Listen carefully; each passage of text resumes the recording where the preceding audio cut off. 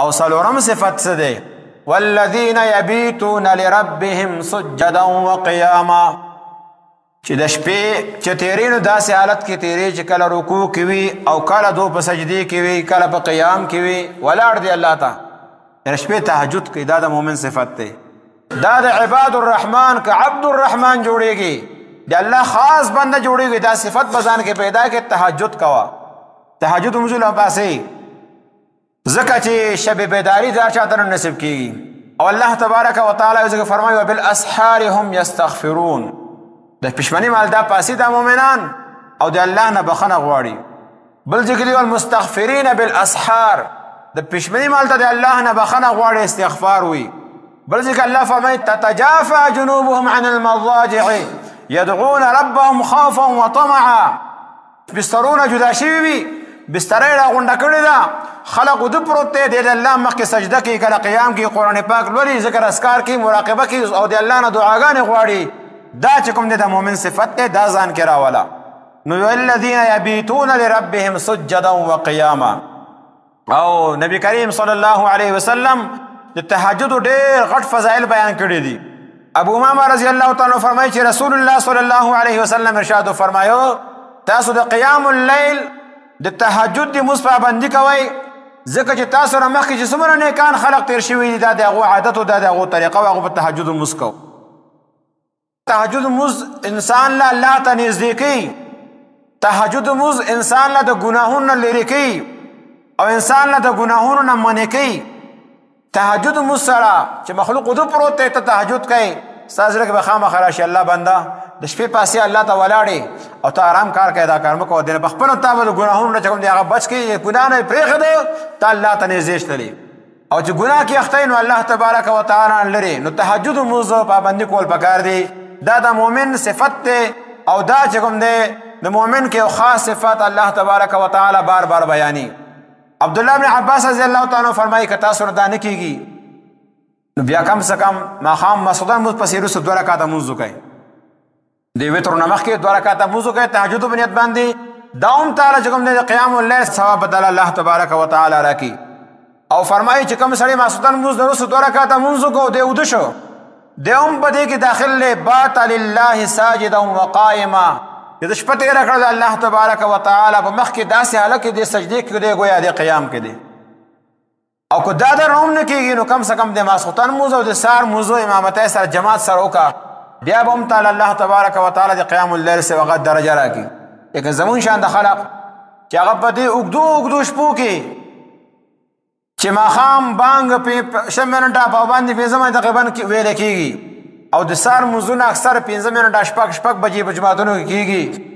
او ماسخوتن مونځ چې کوم دی هغه 7 بجې کېږي، 8 بجې ته وده شي، 15 بجې راپاسې، نو بیا هم دا څومره 9 غنټې خوب شي. 9 غنټې څوک خوب کوي؟ او که 4 بجې راپاسې 8 غنټې خوب شو، 8 غنټې زیات نه زیات خوب پکار دی، کنې د هغې نه هم کم. لیکن خلق ماسخوتن ټایم کې د شپې کرکټو ته پراته دي، ناست دي، یا موبایلو کې اخته دي او یا فلمونه ګوري،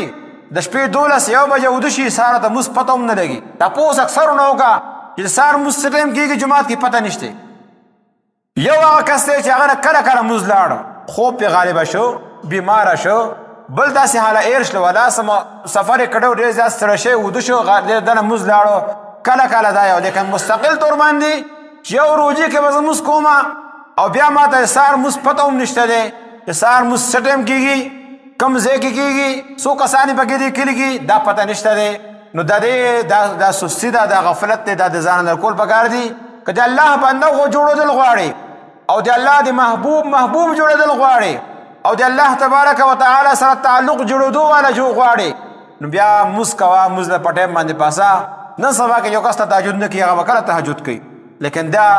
بار بار مخکې ما هم ویلي دي. او بس بیا یې دا د الله په توفیق سره کېږي، ته به الله نه غواړې چې ای الله زه ستا بنده یم، ما له سهار تهجد مونځ توفیق راکړه، ما له سهار امامتۍ سره د مونځ کولو توفیق راکړه، نو الله به تعالی پاسوي.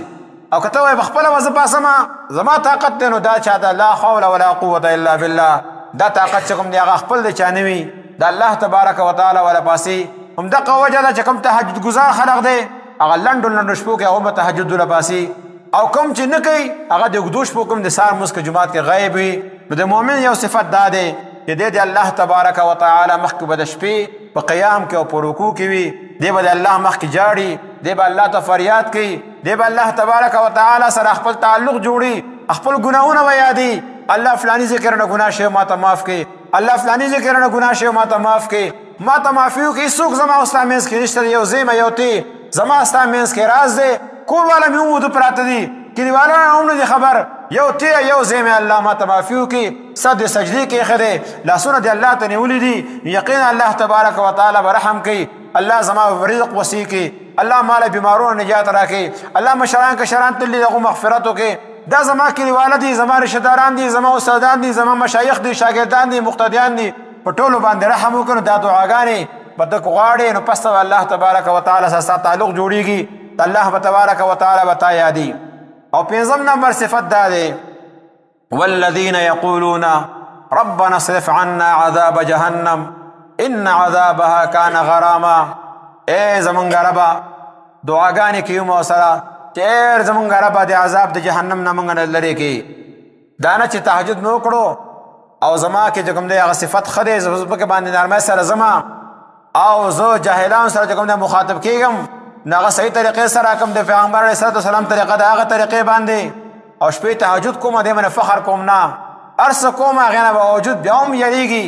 چې الله اوس ما ته معافي وکړي د دې بې فکره نه وي د آخرت نه بلکې هر وخت الله تبارک وتعالی سره تعلق دی دعا کې یا ربنا اصرف عنا عذاب جهنم اے زمونږ ربا مونږ نه لرې کړي عذاب د جهنم ولې ان عذابها کان غراما